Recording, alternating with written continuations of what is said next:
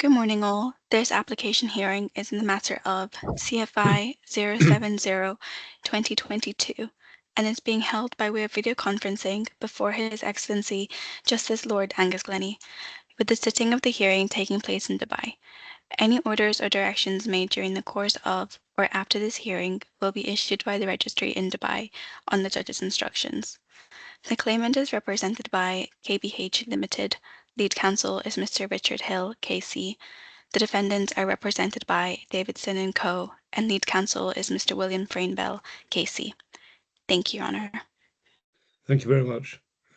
Right, Mr. Hill, it's your application, I think. Yes, thank you. I'm here with Mr. Anderson as well on behalf of the claimant. This is our application. Thank you. This is our application for permission to amend the particulars of claim and to join an additional defendant, Mr. Gupta. As we explained in our skeleton, the amendments fall into three groups. In response to the application, the defendants only articulated opposition to one of those sets of amendments, which was the amendment to add Mr. Gupta as defendant. But in their skeleton, it's now suggested that all the amendments are opposed, although only two sentences and no detail at all has been given to any amendments other than the joinder of Mr. Gupta. As we discern them, the grounds of opposition are quite narrow. They come down to whether the proposed amendments have a real prospect of success, and in the case of Mr. Gupta, whether the joinder test is met. No evidence has been filed by the defendants, and it's not suggested there be any prejudice to the defendants in making the amendments or in joining Mr. Gupta, nor, beyond a sentence of assertion that hints in this direction, is there any reasoned position that the amendments would occasion a delay to the trial timetable. And we suggest there could be no basis for saying there would be a delay, still less any risk to the trial date, because these amendments arise out of the existing pleading, disclosure and witness statements. They require no new evidence, no new disclosure, and indeed that seems to be common ground between the parties. Can I just be clear? The trial is fixed for the end of October, is that right? Yes, 27th of October is the first day. Which is about over 3 months away.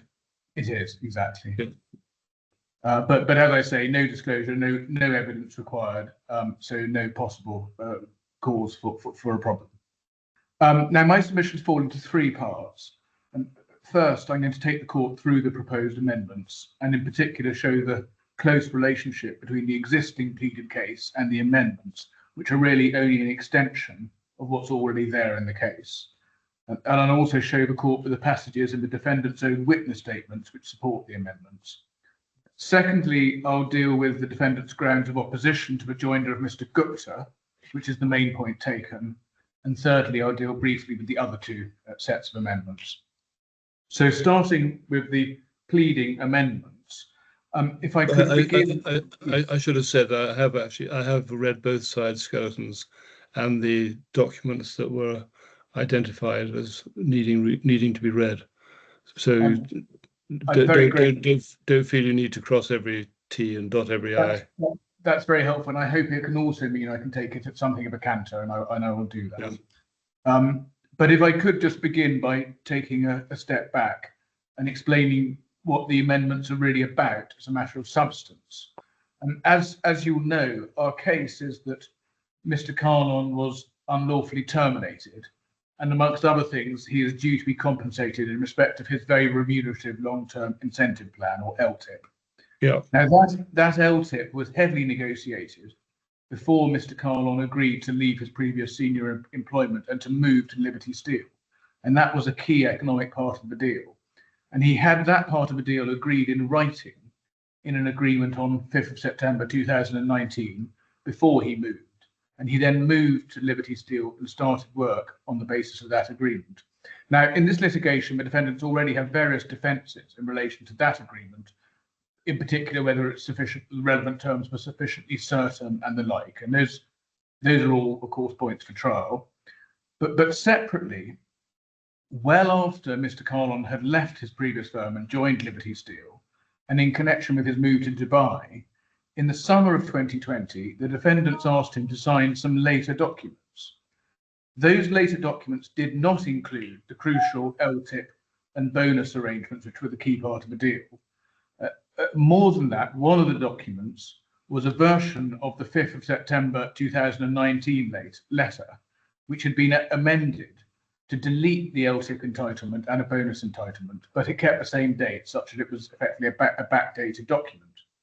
Now, Mr. Kahlon never understood that any of these later documents were intended to affect his fundamental entitlements, which were the basis on which he had taken up the job. In the case of one set of documents, and I'll come to the pleading, which is a September 2020 set of documents, he was told by the defendants that the document was a formality and that the LTIP arrangements were not recorded there for reasons of confidentiality. And in respect of the backdated revised version of a September 2019 letter that had been sent to him, he didn't notice the change at all, and it wasn't brought to his attention.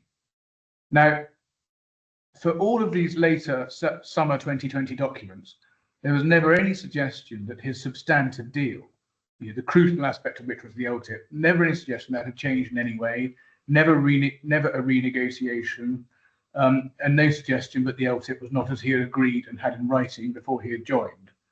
And some of the documentary evidence, and indeed some of the defendant's own witness statement evidence, does support the suggestion that this modification to the documents was not intended to be anything about his entitlements, but rather were about removing terms from the documents for reasons of confidentiality.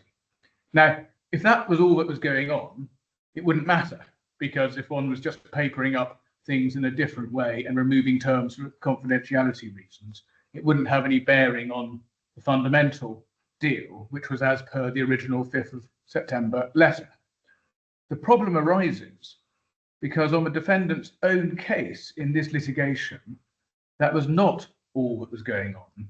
They now assert, both in their pleading and in their evidence from Mr. Gupta, that the removal of the LTIP provisions from these later documents did have substantive legal effect, and it did operate to limit Mr. Kahlon's entitlements to the reduced terms of those documents, and such on their case, he had no LTIP or bonus entitlement at all. And more than that, whatever the documents may suggest about confidentiality reasons and the like, their case, through Mr. Gupta's evidence, is that their intention at the time was to limit Mr. Kahlon's entitlements in this way when they asked him to sign up to these documents. So what the amendments are about is we say if that was their intention, and that is their own case and their own evidence, then getting Mr. Kahlon to sign up to these revised documents was thoroughly deceptive and gives rise to the claims we bring by amendment against both Mr. Gupta and the defendants. And that is the main subject of the amendments. And the core allegations and the complaints that we raise about this activity are already pleaded, as I will show you. There are no new factual allegations that we are making, and the evidence and disclosure is all in. So that's the overview. And I'm grateful for the indication you've read things. So I will now just go through the pleading, the relevant passages very quickly. The particulars of the claim start at D4, page 295. And as you know, the first section deals with the parties. There's one proposed amendment at paragraph 8 of the pleading about Mr. Gupta being sole director of Liberty DMCC, but no objections taken to that. So did you say 295? Yes, the pleading starts at 295. Sorry, yes, the particular claim then starts at 303. I'm sorry. Yep. And I've just referred to paragraph 8 that starts at 304 and goes on to 305. Yep. I take that as unopposed because no opposition has been articulated to this. And just in passing, that also links to the existing pleading at paragraph 10 about Mr. Gupta's ultimate control of the companies. And just so you know, in passing, those allegations at 9 and 10 are admitted. Next section of the pleading, at paragraph 11 onwards, deals with the contract of employment that we rely on. And paragraph 12 explains about Mr. Kahlon's existing highly remunerated and senior position at ArcelorMittal, including his stock options. And then at 13 to 16 of the pleading, we summarise the discussions with Mr. Gupta that led to Mr. Kahlon's package being agreed with Mr. Gupta, and on the basis it was to be reduced to writing. And again, we've added some further details of the meetings at paragraph 13, and I'm taking those as unopposed because no opposition has been articulated. And then at paragraphs 17 to 20, we, in the existing pleading, we described the further communications between Mr. Kahlon and Ms. Timms in the summer of 2019 that led to the agreed deal. And we include the point Mr. Kahlon pushed back at Ms. Timms and required the LTIP and bonus arrangements to be included in the written up deal. So that's just to show this was a negotiated arrangement which led to the binding written document that followed in September 2019. Then in the existing pleading, paragraph 21, we deal with the critical document, which is the original letter of 5th of September. And that was expressed in terms to be binding, and we say it was binding. And it sets out the terms of employment, including the LTIP and the annual performance-based bonus. That letter was countersigned, and it's the main agreement that we rely on in this case. And then in the existing pleading, paragraphs 22 and 23, we explain about Mr. Kahlon having received his this signed and binding agreement, resigning from his previous position and commencing work at Liberty Steel. Now, so that binding agreement is the key point in the case as far as we're concerned. And it's worth noting that the defendants in their defence do accept that from his arrival onwards, the defendants did in fact act in accordance with the terms of this document by paying the agreed salary, guaranteed annual bonus, and signing on bonus, and so on. Their case is that the terms of this 5th of September letter were merely proposed terms, notwithstanding they were said to be binding, and were not of contractual force. And then they say, to explain the fact that the parties operated on the basis of them, they say that some of the terms of the documents became agreed terms by conduct when the defendants operated on the terms of the letter and paid the amounts recorded in the letter. That's all at paragraph 36.2 of the defence. And you might think that that's a convoluted and indeed absurd defence, but that, of course, is a matter for trial. We then get to the substantive, where the substantive amendments come in. And these relate, as I say, to these two later sets of documents in 2020, which in our case don't contain the true terms of the deal, which had already been acted on and the parties were already operating on the basis of. Now, the first of these amendments that I'm going to deal with, although it's the second in time, but it's the first and that it's the one that the defendants place the most reliance on, is something that's dealt with at paragraph 24 or already of our pleading. And this relates to what's been called the DMCC standard contract and the DMCC employment cover sheet. Now, these were documents signed in September 2020. So some months after Mr. Kahlon had already been working at Liberty Steel. And these documents didn't contain the terms agreed to and documented in September 2019. They were completely different. Just to give one example, there was a completely different and much lower salary proposed in these documents from the one that was actually agreed and that was actually being paid and continued to be paid. There's also no mention of the LTIP or annual bonus. So these documents just are a mile away from recording the actual terms of the deal that the parties were acting on and indeed had previously been documented. And our explanation about that, so far as we understood it, is dealt with already at paragraph 24.2 of our particulars of claim on page 309.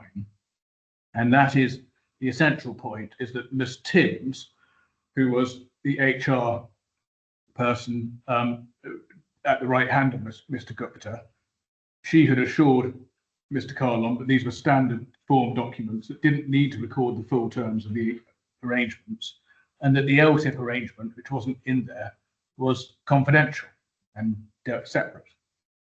So on the basis of that, we say, understandably, that it is at 24.3.1, that these documents didn't represent the true terms for all of them. And I'll come back in a moment to our amendment that builds out the case on this. But just before I do, so can you just help me? Yes. Sorry, the expression simulated contract, does that have some special meaning? The meaning is within the provision of a UAE code, and I'll come to that when I get there. So we set out the provisions of the code in our skeleton. Now, and I'll just come back to that. Yeah. Okay. Yes. So just before I get to that passage, which is at 24.3.4, I just want to show you why we get there, because it arises in part from their defence. Their case is at A4, page 61, at paragraphs 24.4 to 24.6.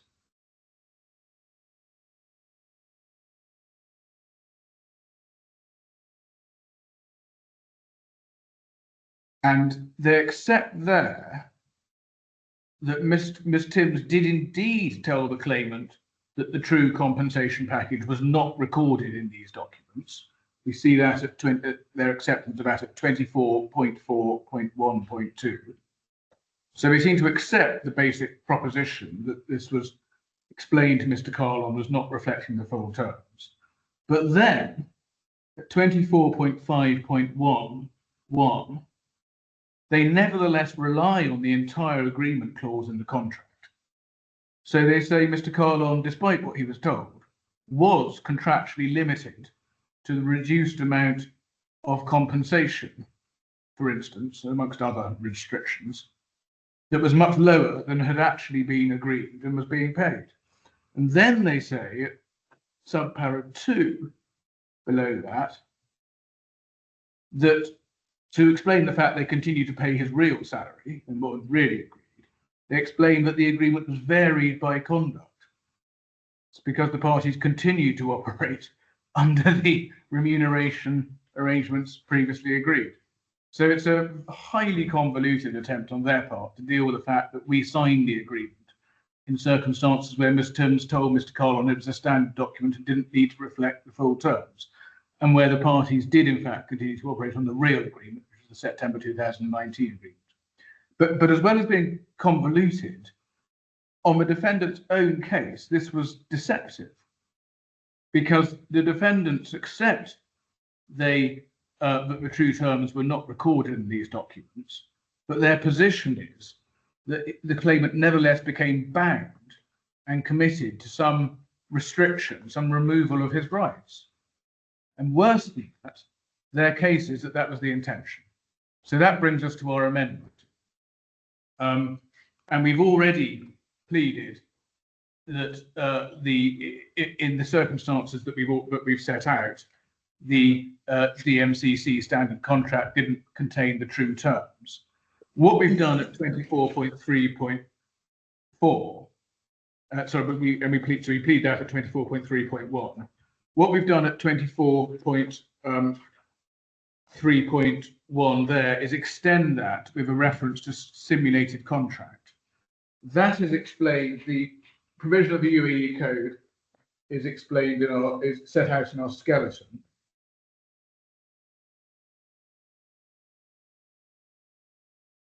At paragraph 10.1.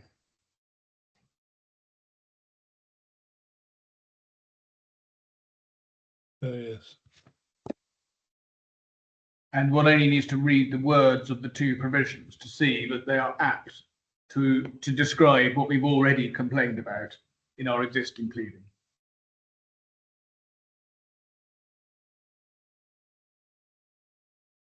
Where there's a real underlying contract and then a contract that doesn't reflect the true terms, which is what we've already pleaded.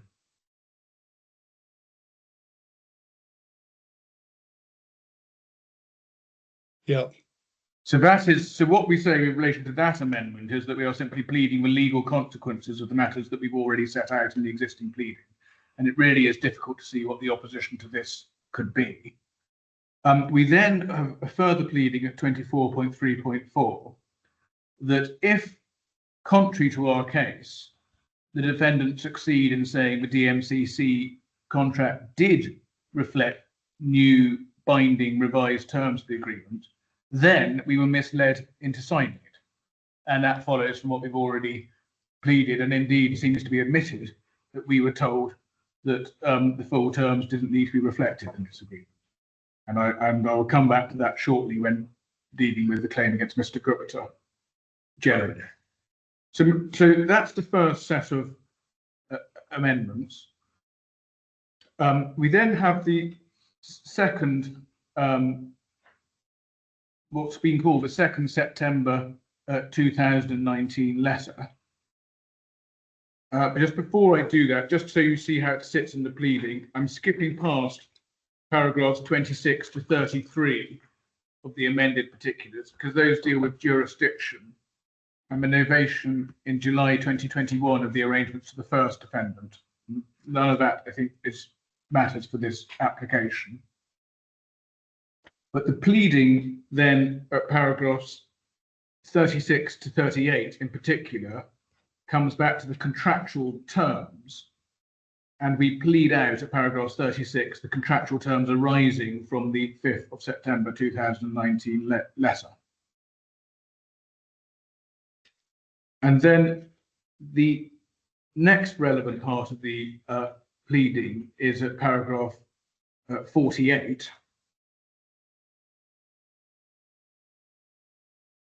where we address the next document from, or next important document from the summer of 2020, which is this backdated, amended version of the 5th of September 2019 letter that was sent to Mr. Kahlon in May of 2020. And as we plead at paragraph 49, Ms. Timms had adjusted this document, removed the entitlement to the annual contractual bonus and the LTIP to make it a backdated document. And as we explained in paragraph 52 already, Mr. Kahlon didn't notice the omission and he signed it. Now, our existing case at paragraph 50 is that Ms. Timms did not bring to our attention, to Mr. Kahlon's attention, the adjustment she had made to this document. So that's already in the case. And then at paragraph 51, we already plead that Mr. Gupta and Liberty DMCC had determined deliberately to deprive Mr. Kahlon of his entitlements. So that's paragraph 51. And so our proposed amendment that we then build out at paragraph 51 is simply an elaboration of that existing plea. And we have already pleaded in our existing plea at paragraph 53 a claim based on mistake, and we include there that Ms. Timms ought to have known about the mistake, and we plead there that it was contrary to reasonable commercial standards to leave the claimant in error. And then we have added, in relation to the mistake allegation, the relevant provisions of the UE code at paragraph 53.5. So the core factual allegations and our complaints about this 5th of September, second 5th of September letter are already there in the pleading. But we have added new pleas by amendment, paragraph 53.6 and 53.7.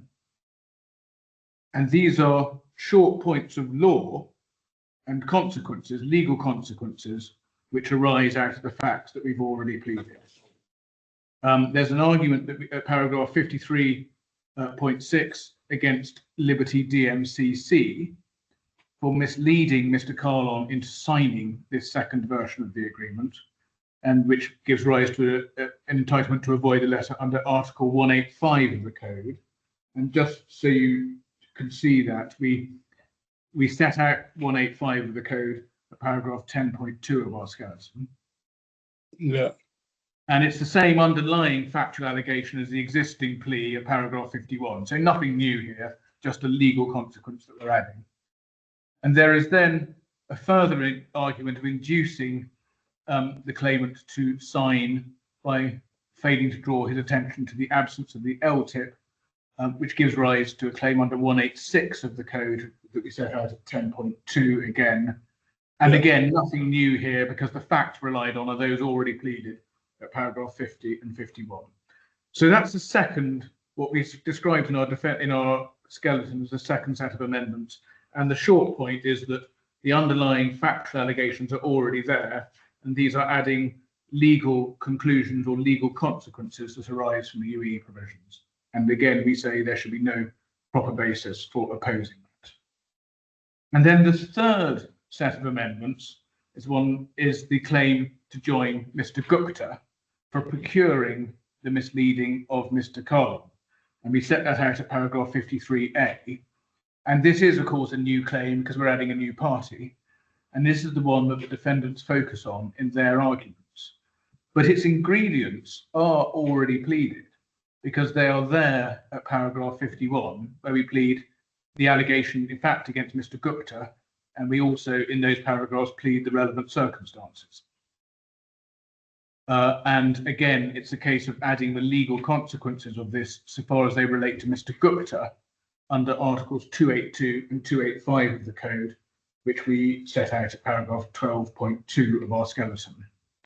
And just on the addition of Mr. Gupta, these amendments are also prompted and supported by Mr. Gupta's own position and his evidence in this litigation. I just want to explain that. If we start with a defence at paragraph 47.2.2, and this is page 75 of the bundle, the A475. Mm-hmm.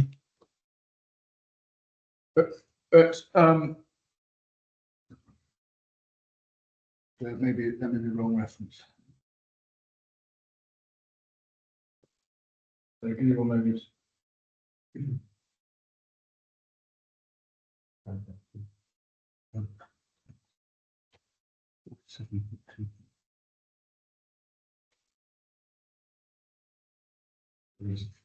Yeah, sorry, 73, page 73 of the bundle. Yeah. 47.2.2, they start off when dealing with this backdating and adjustment of the 5th of September letter by saying the removal of reference to these matters was not done surreptitiously, but because Ms. Timms intended for there to be a separate confidential agreement detailing the precise terms applying to both matters, which in the event was never done. So that's what they say there. So at that point of the defence, their case is that the removal of these important provisions was done for confidentiality reasons and they'd be recorded elsewhere. Now, if that was all they were ever saying, that allegation might not be problematical because it would be consistent with our case that the second backdated document was never intended to reflect the true and full terms of the contract and was not intended to override whatever rights Mr. Kahlon had under his original 5th of September 2019 as a document as a matter of commercial substance. So if that was all they were ever saying, we could forget about the 2nd September letter in this litigation. But the difficulty comes at paragraph 51.4.4, page 74 of the bundle, where the defendants do say that the revised and backdated document did have a contractual consequence of superseding whatever rights Mr. Kahlon had under the earlier 5th of September letter. So they try to ride both horses. They say on the one hand, the provisions were only removed so that for confidentiality reasons, in other words, not changing whatever the deal was. But then on the other hand, later in the document, they say the new backdated document did supersede the first document and change whatever rights Mr. Kahlon had. And that latter contention, that the intention of the later backdated document was to limit Mr. Kahlon's entitlements, is also reflected in Mr. Gupta's evidence. That is at paragraph 36 and 37 of Mr. Gupta's witness statement, which is at page 105 of the bundle. So yes, starts at page 105.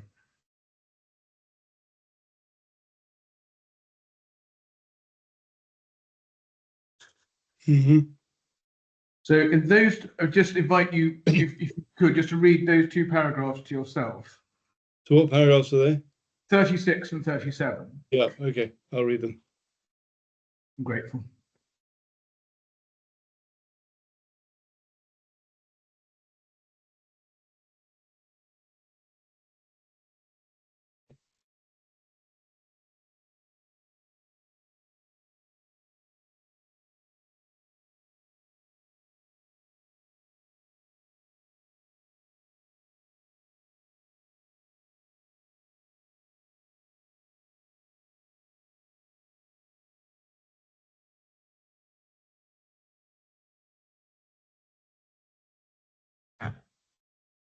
Yeah. So Mr. Gupta's case, in a nutshell, is that he knew about the removal of the LTIP terms from his documents, and that it was deliberate on his case, synthesizing it, deliberate so that the terms could not be treated as being recorded in that contract. In other words, capable of being relied on by Mr. Kahlon. And that confirms on his case that this was, on his own evidence, deceptive conduct, and it's not about removing things for confidentiality on the basis they won't change the substance of the deal. It's about removing things so that they cannot be relied on as part of the contract, even though they were previously papered up in a document said to be binding and on the basis of which Mr. Kahlon had already left his job and started work, and which the parties were already acting on. As I understand it, Mr. Gupta is saying that the terms were deliberately removed because the benefits hadn't been agreed. Well, that's part of what he said. We dispute that, of course, because they had been agreed, because they were in binding, they were already in a binding agreement. But what he's saying is, he did, putting it together, he didn't want Mr. Kahlon being able to say, I rely on these documents as being binding. But they already were. They were already included in the document on the basis that they were binding. So it would be one thing if, as they say elsewhere, we're removing this because they're confidential and it's all in a separate document. But it's a completely different thing if he's saying, I'm removing these so you can't rely on them. Because on that basis, it was deceptive, because it was never suggested to Mr. Kahlon that his deal had changed in any way. There was no renegotiation of the LTIP, absolutely no suggestion that his deal was not as per the original 5th of September letter. And their own case is that they just told him about this confidentiality reason for removing the arrangements. Never suggested the arrangements were being removed for a substantive reason, so that he couldn't rely on them, even though they were put in and agreed to and signed up to on the earlier 5th of September document. That is why on their case, if this is their case, that it was deliberate to remove these provisions so that Mr. Kahlon could not say they were agreed, that was deceptive, because he thought they were agreed, they had been agreed, and it was never suggested, there was no renegotiation, and it was never suggested to him that there was some contractual uncertainty or disappearance of his LTIP rights that he had gone to join this company on the basis of.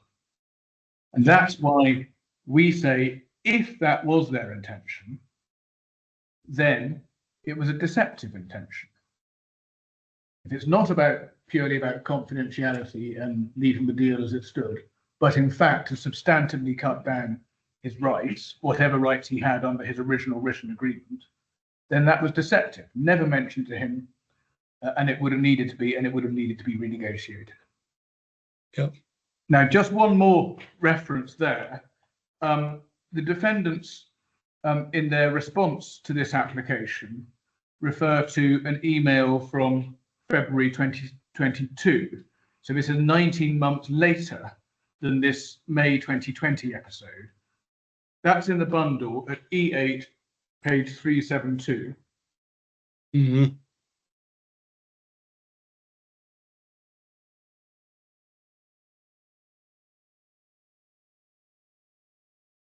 And this is a later episode where the parties are essentially trying to make sure they're each holding their signed agreements, because focus is coming to bear on what the signed agreements are. And at the bottom of the page, Mr. Kahlon refers to a version that he has of the second 5th of September letter. And he says, few points from my side. Contract is missing LTIP clause and its reimbursements as it is the LOI signed by both sides, by which he's referring to the original signed letter. Ms. Timms responds, as discussed at the time, the LTIP arrangement is confidential between you, Sanjeev, and I, so we can't include in a local contract. Medical cover is included in the contract. This is instructive. It shows that even a year and a half later, defendants were telling the claimant that the LTIP was only not included in the contract for confidentiality reasons. Not saying, what is their case in this litigation, that the LTIP is not part of a deal. It's confirming, if anything, the LTIP is part of a deal, but it's separate and excluded from a document for confidentiality reasons. Yeah. And this, again, is instructive because it was thoroughly deceptive in light of the defendant's own case and evidence now in this litigation, because they now say that this modified contract did reflect the totality of the deal and did supersede the original 5th of September letter, and that as a result, Mr. Gupta isn't entitled to his LTIP, absent some further agreement that didn't happen. So that's why we say it is on their own case and their own evidence that this was deceptive conduct, as would be any explanation at the time that the provisions were only being removed for confidentiality reasons. So I've taken a bit of time, but those are the main amendments to the particular claim. There are a few consequential amendments in the rest of the pleading, but I don't understand the particular issue to be taken to those. And against that background, can I just set out our submissions in relation to amendments and joinder? Starting with amendments, 3 points. First, all these amendments expand on and rely on facts and matters already pleaded, as I've shown you. And it would be very unusual not to permit amendments where the relevant facts are already pleaded and in issue. Secondly, all these amendments have a reasonable prospect of success. And I'll come back to that in a moment in connection with the defendant's arguments, because this is really the only point taken.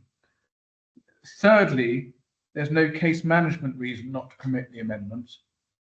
The defendants don't suggest in any coherent way that there would be prejudice from allowing them, and no detailed submission or evidence of the kind necessary to suggest a material difficulty with the timetable or with the trial date.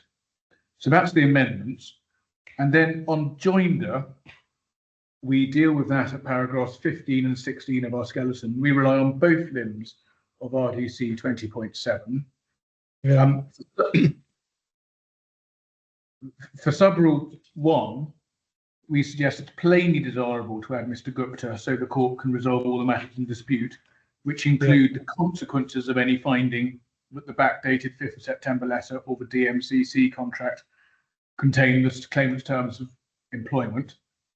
And for subrule 2, there could hardly, in our submission, be a closer connection between the matters in dispute already in the proceedings and the issues between the claimant and Mr. Gupta. The same facts and evidence are relied on. Even the complaint against Mr. Gupta personally is already pleaded in the existing pleading, as I showed you. And at paragraph 15.4 of our skeleton, we gave the court the reference to the explanation of a test in the Malawi against Hibbert case. That case explains that the connection that's required can be in the form of an overlap of factual evidence between the existing proceedings and the issue with the new party, or in some cases, the new party can be concerned with the outcome in a way that it's desirable to have all parties connected to the dispute before the court. And just pausing there, Mr. Framewell doesn't quite characterize this correctly when he refers to having a, quote, common issue. That's not the test. The test is, as I've just explained it. Although if it was the test, plainly there is a common issue, because the same issues are raised against liberty itself in the pleading. Yeah. And here, the Malawi considerations are, in my submission, present in spades. There is a complete overlap of factual evidence. There's also an extensive overlap with the existing issues, because the circumstances in which Mr. Kahlon came to sign these later documents and whether he was misled about that are already an issue, as I've explained. And I should say, Mr. Frainbell's skeleton really shies away from asserting the contrary, and that's at paragraph 13. Their arguments really come down to the prospect of success. Next point on joinder is desirability. And the key point here is to have all the parties before the court and bound by the outcome. It would be absurd for us to have to sue Mr. Gupta in separate proceedings on exactly the same allegations. It would involve duplication of proceedings, which the courts deplore, and there would be the risk of inconsistent judgments. And then there's the question of reasonable prospects of success and prejudice, where the points are the same as I just made in respect to the amendments. There are reasonable prospects of success at the very least, and there's no prejudice or case management difficulty. So that's my last area I want to address, is the defendant's arguments. And the learned friend places all of his focus on the joinder of Mr. Gupta, and he makes 3 points, and we suggest none of them have any merit. But first, the defendants say it would not be desirable to add Mr. Gupta because he won't add anything to the litigation because he's already a witness. And that is a bad point. It misses the key purpose of the joinder rule, which is the purpose we rely on. And the purpose of joining him is that the claim, which arises out of the same facts and could hardly be more closely connected, can be litigated now, without the need for costly and unnecessary separate proceedings and with a risk of inconsistent judgments. And on that point, the defendants have advanced no argument at all. The second point made is that the amendments don't disclose a case with reasonable prospects of success, and that is the main point taken. And the defendants advanced 3 points, and I'll deal with them in turn. But before I do, can I just give 3 introductory considerations that one needs to keep in mind when addressing all these points? The first one is that the test for the claimant is a low bar, and the test for the defendants opposing this application a very high bar.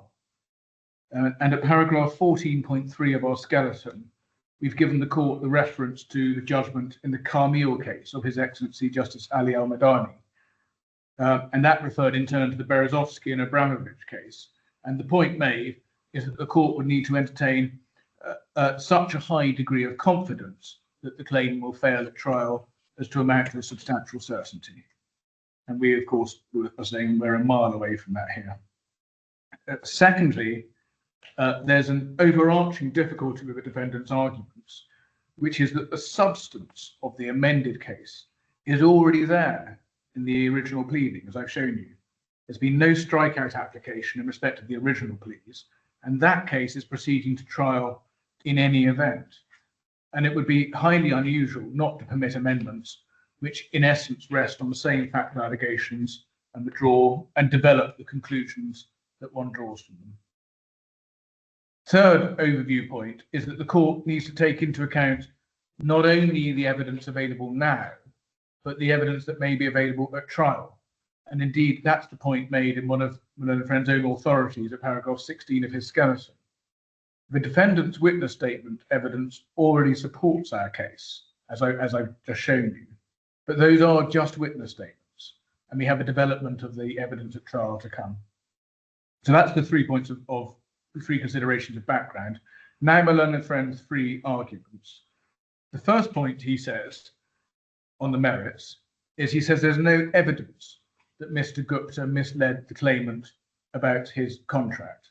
But that doesn't work, and it's contradicted by Mr. Gupta's own evidence, because Mr. Gupta's own evidence is that he was aware of his subordinate's backdated amendment to the contract, and the intention of it was to exclude the LTIP from the contract so that Mr. Kahlon couldn't rely on it as being agreed. And that was 36 and 37 of the witness statement that I showed you.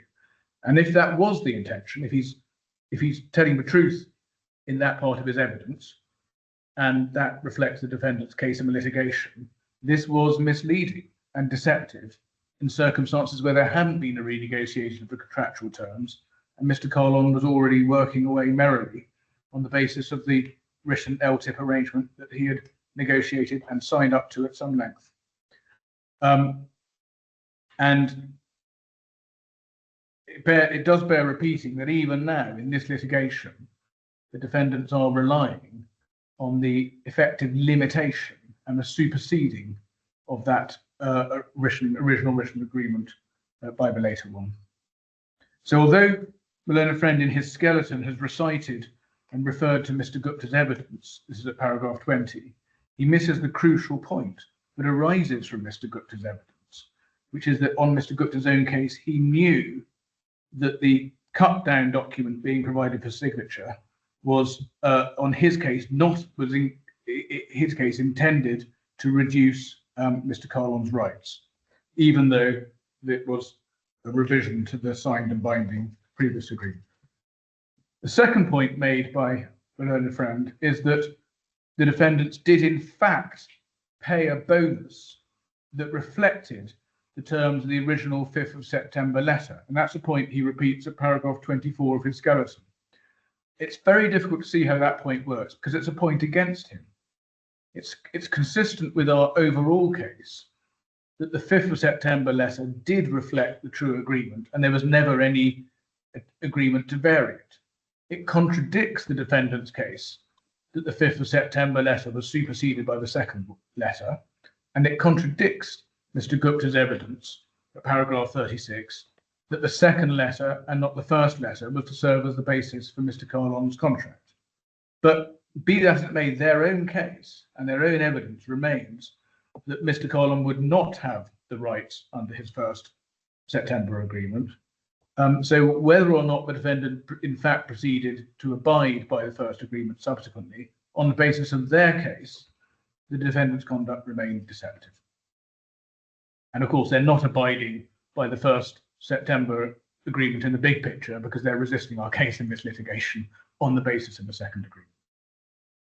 The third point made by my learned friend is at paragraph 23 of his skeleton argument. And that's a reference to the later 2022 email exchanges, some of which I've just taken you to. And the point my learned friend seems to make is that in themselves, they can be consistent with confidentiality being the only reason for removing the LTIP agreement in the later documents. But that's a point against the defendants, again, for the reasons I've just given, because their case in both evidence and pleading is that it's not just about removing things for confidentiality without affecting his rights. Their case is that removal of the LTIP provision did mean that Mr. Kahlon's rights were substantively limited as a result to signing up to these reduced arrangements. So if the defendants were in these documents citing confidentiality as a reason for removing them, then it was deceptive on their own case. And put it another way, put it all another way, what the defendants cannot do in this litigation, cannot be allowed to do, is to assert these innocuous confidentiality grounds as the reason for removing these written entitlements, and then say that because the entitlements are not reflected in the modified arrangements, his rights were substantively limited and the previous document was superseded. And since they say, as they do, that their intention all along was in fact to limit his rights in that way, that was deceptive and gives rights to our pleas. So, Your Honour, those are our answers to the main objections taken on the merits. The last and third objection is the assertion, and it is no more than an assertion, that, and I quote, there may be additional cost and probable delay to the trial. But that really is assertion of the broadest kind. The defendants chose to file no evidence on the application, and there isn't even any detail by way of submission about what could occasion a delay to the timetable, let alone imperil the trial date. And indeed, the defendants themselves accept that the evidence is already in, and that acceptance is right. So there won't be any disruption of the trial timetable at all. So I've focused on the joinder of Mr. Gupta because that's where my learned friend places all his focus. He makes no separate submissions on the other amendments, but in fact I've taken the court to the main ones, and I won't make any further submissions on them. And we do invite the court to accede to the application. Yes, thank you very much. Mr. Frame Bell. Thank you, my lord. My lord, I'd like, if I may, to split my submissions into two parts. Firstly, just to deal with the amendments which don't relate to Mr. Gupta being joined. And then secondly, to deal with the principal opposition, which is the application to join Mr. Gupta as the third defendant. Part one won't take very long at all. And in general terms, I agree with what's been said in relation to the amendments which have been made variously at pages, the revised numbering 3,304, 305, 306, 309, and then at 310 at the top, which is the amendment to 24.3.1. No difficulty with that. The proposed amendment to 24.3.4 would depend upon the decision in relation to Mr. Gupta. 311, no difficulty. And 316, no difficulties. 318, 319, and then coming to 320, which is paragraph 51. Again, at paragraph 51, there's no issue in relation to the proposed amendment to the existing defendants, but obviously the reference to Mr. Gupta 51 would depend upon the determination as to whether he was joined. And in relation to paragraphs 53, I will come to that in relation to part two. I'll leave that for the moment. The proposed amendment at page 326, no difficulty. 329, no difficulty, albeit with the exception of Mr. Gupta, but that depends on the determination about joinder. The same point is made at 331. And then finally, page 333, which is paragraph 86. Again, that would depend upon whether Mr. Gupta was to be joined or not. Similarly, at paragraph 88A, and the amendments to page 335 and paragraph 89. And finally, in terms of page 336, which is the remedy section, no difficulty with number one, and number two would depend upon the determination in relation to Mr. Gupta. So I hope that that covers all of the amendments, and if it doesn't, then I'll happily deal with anything that's been left out. Obviously, my lord, that doesn't deal with paragraph 53, and I'll start now with the second part of my submissions, which relate to, as my learned friend has quite rightly said, the opposition to the joining of Mr. Gupta as the third defendant. My lord, just in general terms, my learned friend is perhaps describes it relatively accurately when he says that the mechanism or the mechanism by which the employment contract was put together was perhaps convoluted. I think that's the word that he used. The fact is, in broad compass, we say that the claimant was paid fully in relation to the agreement, which, or the contents of the letter, which are described as the 1st September letter, which are at page 262 of the bundle.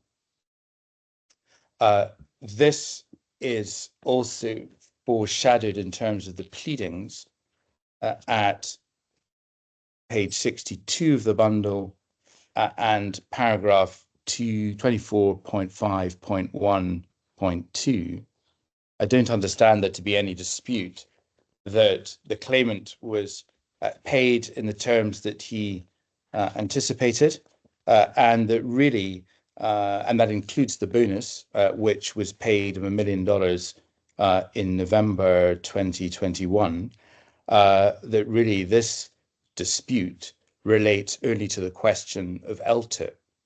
Now, of course, in, I'm going to say May 2022, the claimant his contract was terminated.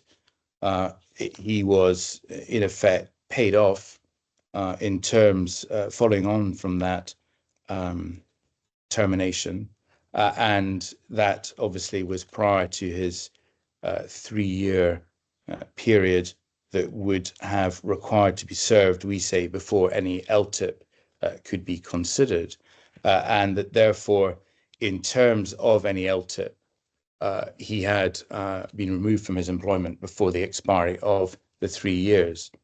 Now, in relation to the LTIP, if we go back to page 262 of the bundle, where it is referred to in the 1st of September 2019 letter,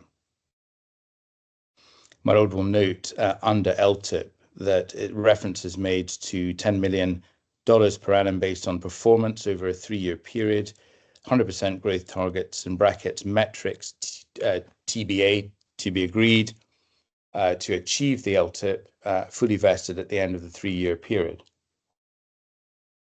The defendant's position is that no LTIP metrics were formally agreed with the claimant, and that whilst in principle there would have been provision for an LTIP had he completed his 3-year period of employment required for any LTIP to vest, that period of employment did not run for 3 years. Mr. Gupta makes reference, as my lord has been taken to in his second witness statement, which starts at page 97. And we've looked at page 105 to what he says at paragraphs 36 and then into 37 over the page, into page 106 of the bundle. So this, in my submission, has to be read in the context that Mr. Gupta, paragraph 36, is referring at the start of this paragraph to the letter of the 12th of May 2020, which he received from Ms. Timms, and which letter is at page 354 of the bundle. And if we look briefly at the letter from Ms. Timms, 12th of May 2020, 1829, she sends this email to Mr. Gupta, as he refers to paragraph 36. I have modified the agreement to remove the bonus and LTIP, so I will get a Dubai contract together just based on the attached, and I hold the overall agreement. So that's what starts Mr. Gupta off at paragraph 36. And he says two things. Firstly, that what he sees in that email, which he doesn't recall, but what he sees in the email is that it is consistent with his general recollection from that time that the revised offer letter was to serve as the basis for Mr. Kahlon's formal long-form contract, recording 2 terms, LTIP and the bonus, that was still yet to be fully agreed. And certainly in terms of the LTIP, there is no evidence that it was ever fully agreed. In fact, in terms of the 1st of September letter, it makes it clear that the metrics are TBA, still to be agreed. And in terms of the bonus, the claimant was paid a bonus of $1 million in 2021. Mr. Gupta then goes on at the bottom of paragraph 36 to say that, before he says, as there was still ambiguity about these terms, it was not right for them to be included in a formal legal document. In any event, at the bottom of paragraph 36, he says the LTIP of a senior executive was a sensitive matter, even among other employees. And I would not be surprised if Ms. Timms was careful about which employees saw documents that contained such terms. Now that, my lord, is reflected in Ms. Timms's own evidence. She makes it clear that other than in their Australian business, references to long-term incentive plans would not appear in any documentation that could be seen internally within the business. And again, he says something similar to that in relation to the sensitivity at paragraph 37. So we have a situation in practical terms of the claimant, whilst it has been submitted by my learned friend that the claimant was wholly misled in and around various occasions in May of 2020 in relation to the 2 September letters and the DMCC contract, which is the employment contract, which starts at page 349 of the bundle. The fact of the matter is that notwithstanding what is said in the employment contract, and particularly in relation to the schedules, which are referred to in that contract, the schedules are not available in the bundle, but certainly I don't understand it to be in contention that if we go back to page 62 of the bundle, which is the paragraph in the amended defence, I looked at very briefly a few moments ago, paragraph 24.5.1.2 on page 62, where it is said that in relation to the DMCC contract, that they were remuneration terms are subsequently varied by the party's conduct, by the second defendant continuing to make payment of the claimant's annual salary and annual guarantee in accordance with the provisions of the proposed employment terms.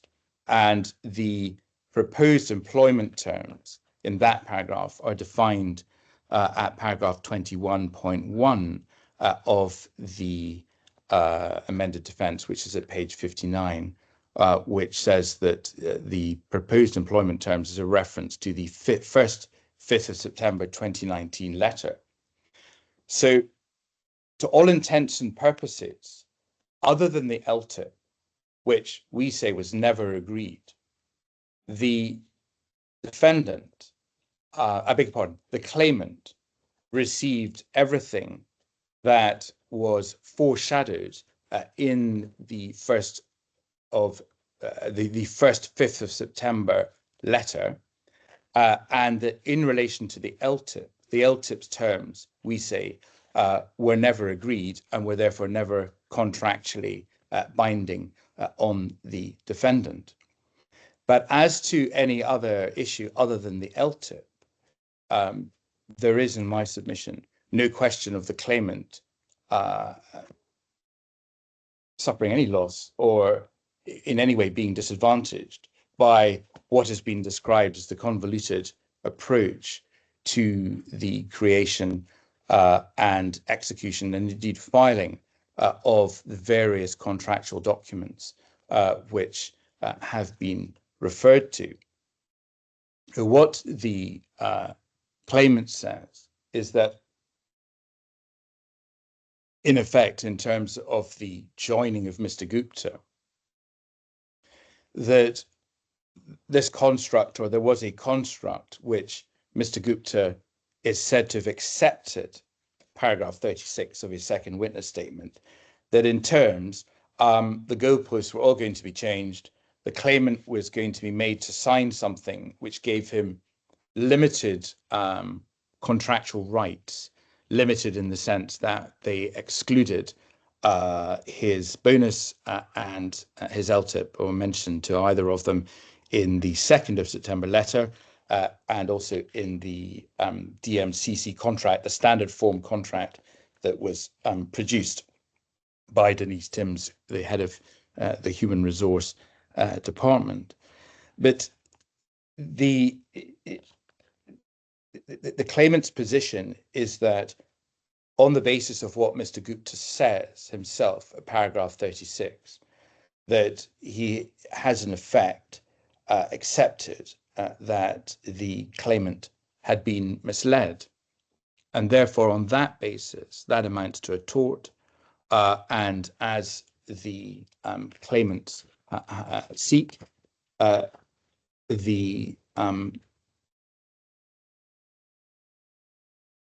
Gupta should be included as a defendant, and there should be a new case, a new claim against him based on Articles 282 and 285 of the UAE Civil Code, and in effect, materially based on the issue of deceit.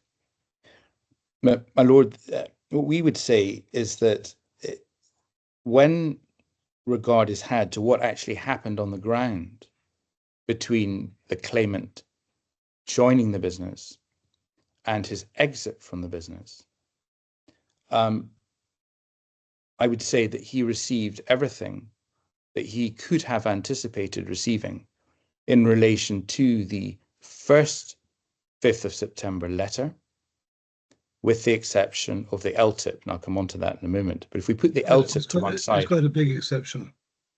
It is. And the reason... Yes, the reason I deal with that separately, and I'll deal with it right now, that in terms of the LTIP, the position in general terms is that there would, even had an LTIP been agreed, there would have been no LTIP payable because the claimant did not serve in his role for a period of 3 years. Yeah, I understand. And so, yeah. And indeed, in addition to that, even looking at the first 5th of September 2019 letter, it's very clear that the metrics of any LTIP had not been agreed. So putting the LTIP to one side, and I put it to one side for the simple reason that the claimant did not, we say that no LTIP was agreed, but in any event, the claimant was not in his employment for a period of 3 years. But in relation to everything else, yes, it can perhaps be described as convoluted, but it's difficult in my submission to describe what happened to the claimant as, well, it is difficult to say that the claimant was somehow disadvantaged or prejudiced by what happened to him during his period of employment in relation to his guarantees, his bonus, and his salary, all of which were paid in the sum that he would have accepted. And that, my lord, the fact that that happened, that sits with what Denise Timms's position is, and that is that certain elements of the contract were not subject to writing in any documentation that could be distributed to the wider marketplace, for example, out with the confidential group of the claimant, Mr. Gupta and Ms. Timms, and that is what she refers to. If we look briefly again at page 372 of the bundle, she makes it clear, this is the email that my own friend has already taken us to, her email of the 16th of February 2022, where she says, amongst other things, in relation, paragraph 1, I beg your pardon, this is email from the claimant to her on the 16th of February, where he had said earlier, the claimant, contract is missing LTIP clause and reimbursements as it is in the LOI signed by both sides, to which she replies, as discussed at the time, the LTIP arrangement is confidential between you, Sanjeev, and so I can't include in the local contract. And then above that, at the top of page 372, the claimant says, understand LTIP is confidential and certainly will remain amongst the three of us SKG being Mr. Gupta, you and I, and that he asks for an assurance agreement or a standalone or an annexure to the contract to confirm the details in relation to the LTIP. So, and of course, that is in 2022. But at the time in 2020, my lord, my submission would be that the issue of confidentiality, as Ms. Tim says, was known at the time by the claimant. That's her position, albeit that email again is in 2022. As far as the provisions of his contract, he was, in terms of his compensation, all of the compensation that he would have expected from the 1st of September, the 1st to 5th of September letter was received. And really the only issue here is the question of the LTIP. And the claimants say that it would be desirable for the addition of Mr. Gupta as a third defendant. I would say, firstly, my lord, that in terms of paragraph 19.1 of my learned friend's skeleton argument, which is at page 423 of the bundle. My learned friend says that after the reference to unnecessary cost and duplication, hypothetically, if Mr. Gupta were not joined to these proceedings and the claimant failed on his primary case, insofar as the court held that the terms of his employment were governed by the second 5th of September letter, it would then be necessary for the claimant to issue fresh proceedings against Mr. Gupta alone, seeking damages under Articles 282 and 285 of the Civil Code. And as I understand my learned friend's proposed amendments, they include, and you can just bear with me for a moment, they include a reference, forgive me for not having the exact paragraph, but they do include a reference to the question of, actually I will find it, I'm sorry for not having the specific reference in the proposed amendment. I'm just going to ask those instructing me if they could just remind me of the paragraph that we spoke about this morning in relation to the proposed amendments, which what I can say in general terms before I can get the right paragraph is that the same argument can be made currently against the defendants without the necessity of including Mr. Gupta. And the test is not necessity, it's desirability. It is desirability. And the point which we say at the start is that all of the issues that are currently canvassed, including the question of the 5th of September letter, the 1st of September, the 1st or 2nd, 5th of September letter, can all be canvassed against the existing defendants. Yeah, they can be, but what if a decision was reached that Mr. Gupta was in some way at fault, but he wasn't a party to the proceedings? That would mean they'd have to restart the proceedings against Mr. Gupta if they wanted to. And none of the findings of fact made by the trial judge on the first occasion would be binding. It would be a disastrous situation. I can't not. Yes, I mean that's why it's correct.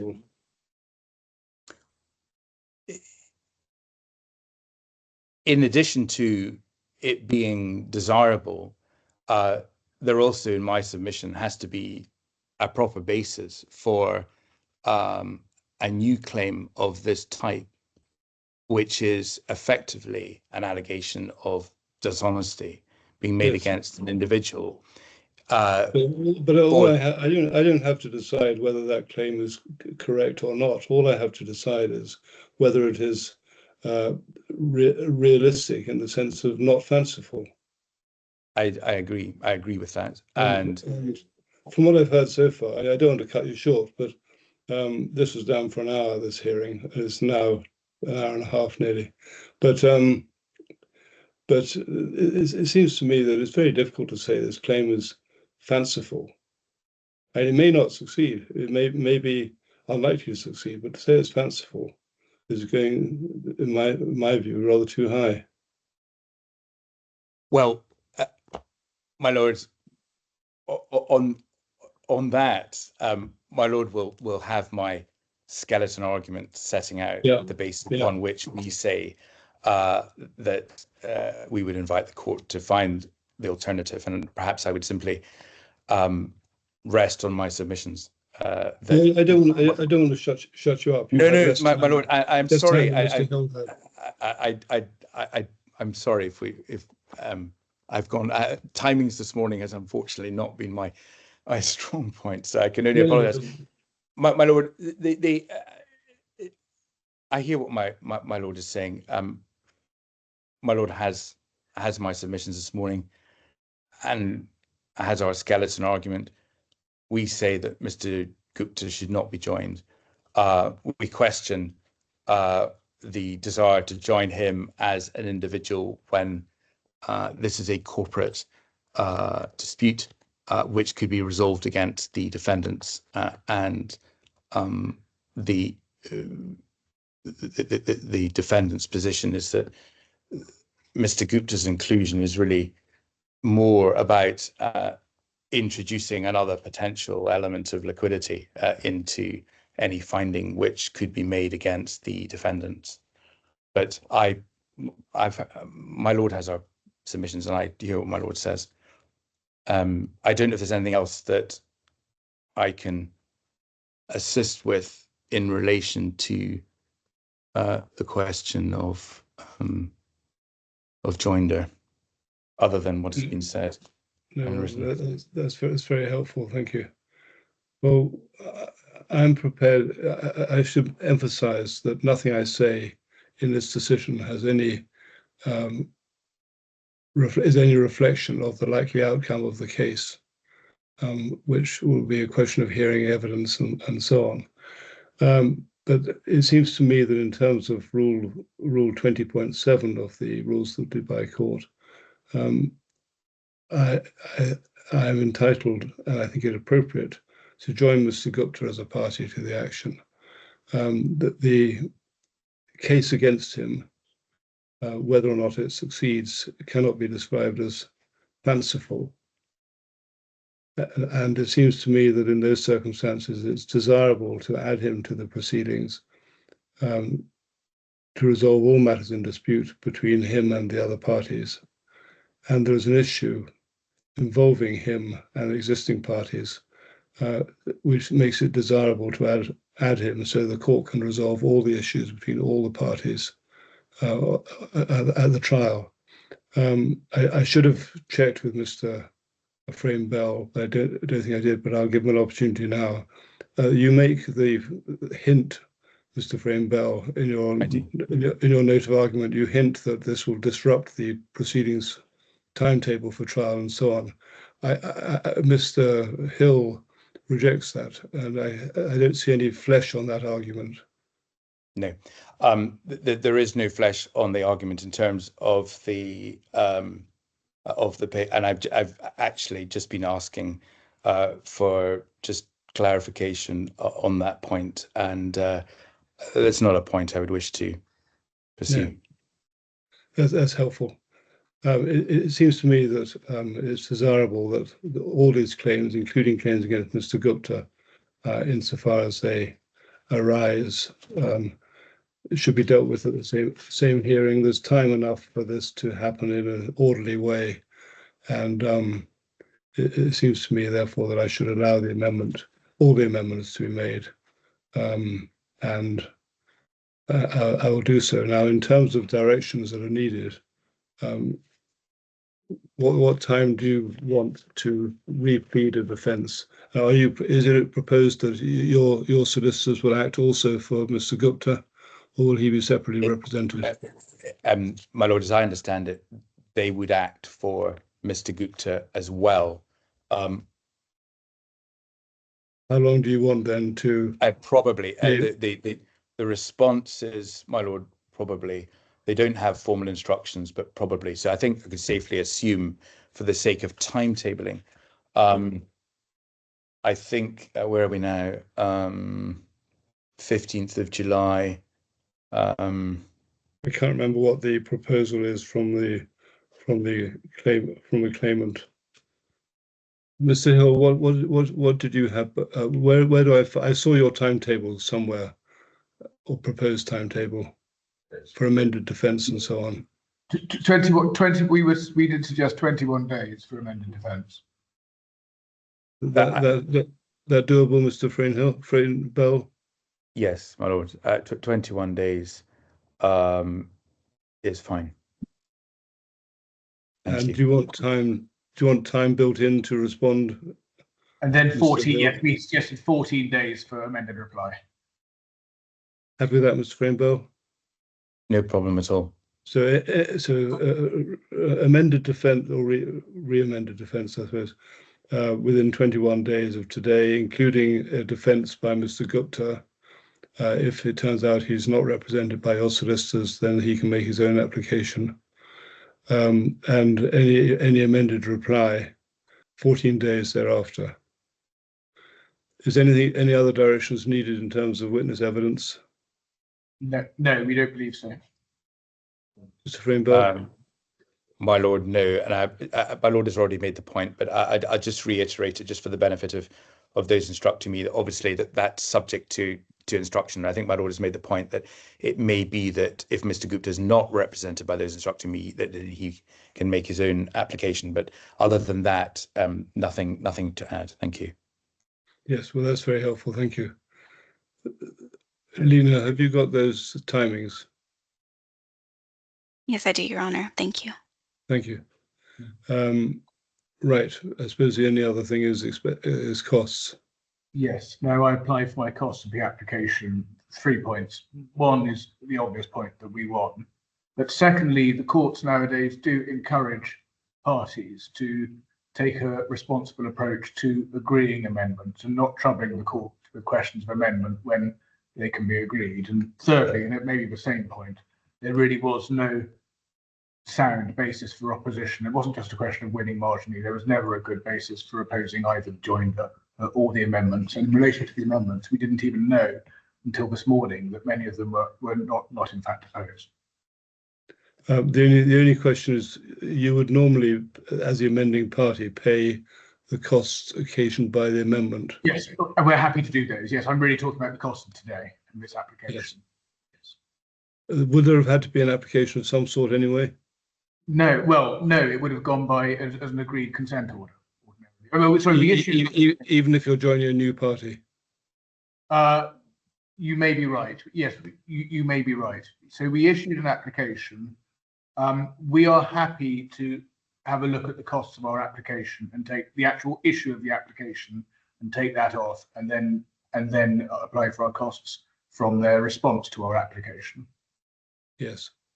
Mr. Frayne Bell, what do you say about costs? My lord, in relation to this application, I accept the fact that we lost. However, I would say that just briefly that the amendments that we had no issue with, it was quite obvious that there would be no issue with them.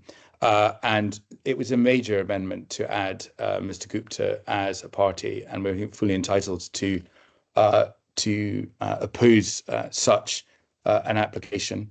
But as far as costs in principle, there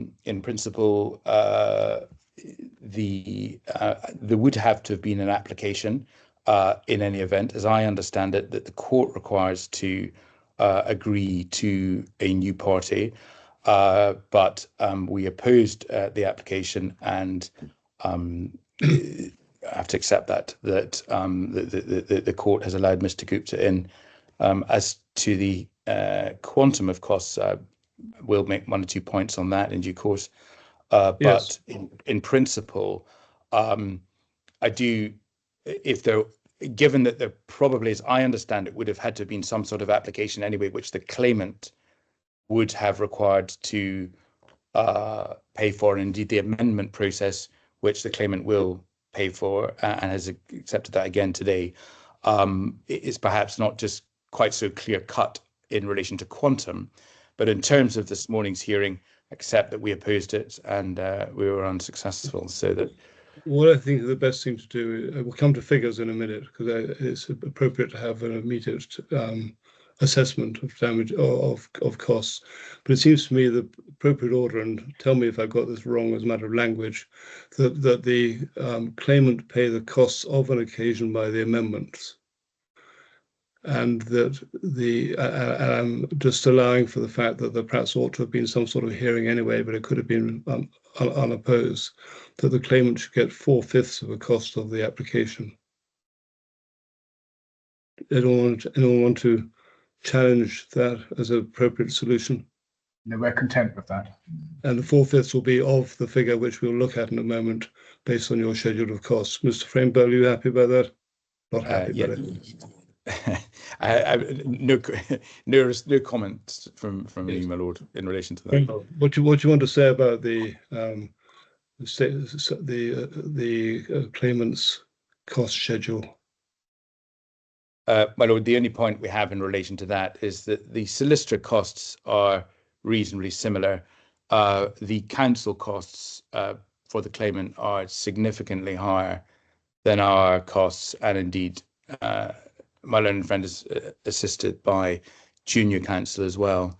No disrespect in the slightest to Sanson. It's a relatively, as my learned friend says, a relatively, in his view, straightforward matter for joinder, and I would query the extent of the cost for counsel as being disproportionate to a hearing of this nature. Other than that, I don't have any comments on the cost schedule. Do you want to say anything, Mr. Hill? Yes, the only criticism is made is of the cost of counsel. This is a substantial case. It's a case that the value of which runs into tens of millions. It is an appropriate case and it's an important hearing, so appropriate to have 2 counsel. And as regards the costs of the counsel, given levels of seniority and so on, the actual rates of counsel are in proportion to Mr. Framebell's. So in terms of the absolute numbers, there's nothing surprising about the rates given seniority of the respective counsel.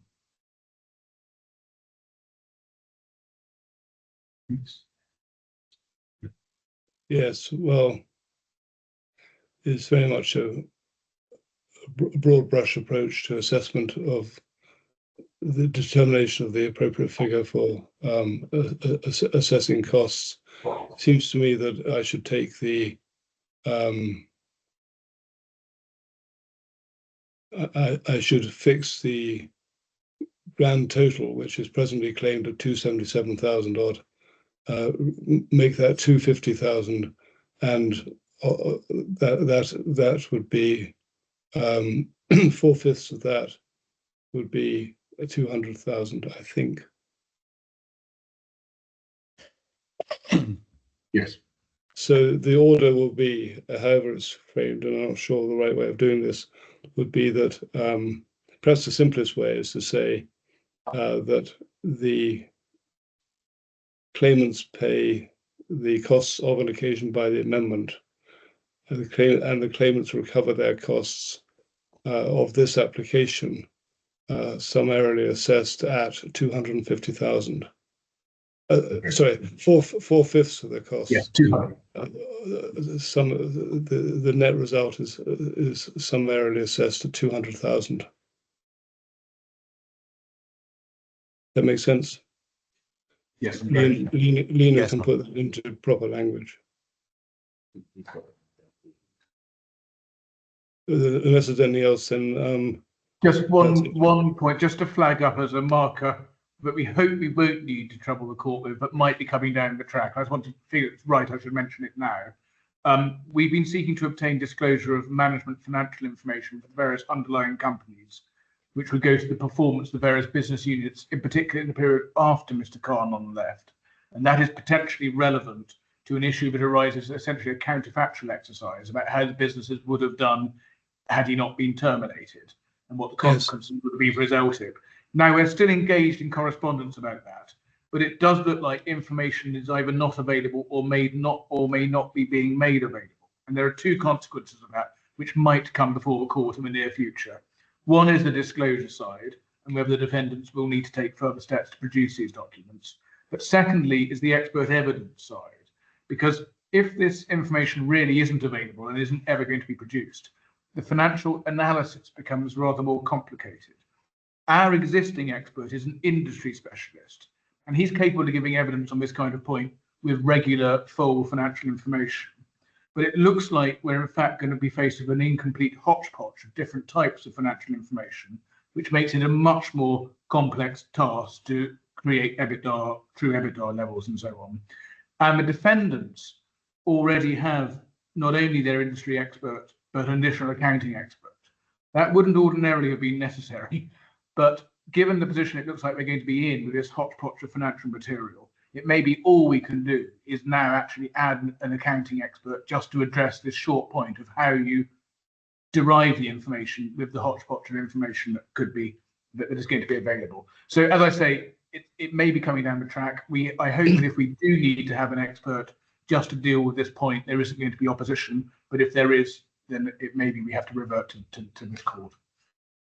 Yes, well, I won't ask for, I won't express any view on it, and I won't ask for your comments on it, Mr. Frame-Bell, at the moment. But all I would urge is the parties try and agree these matters if they can be agreed, rather than come to court, because inevitably fixing a hearing drags on for a few weeks, and although it seems far enough away from the trial date, this case has a history of running up against it. So let's try and get things done promptly.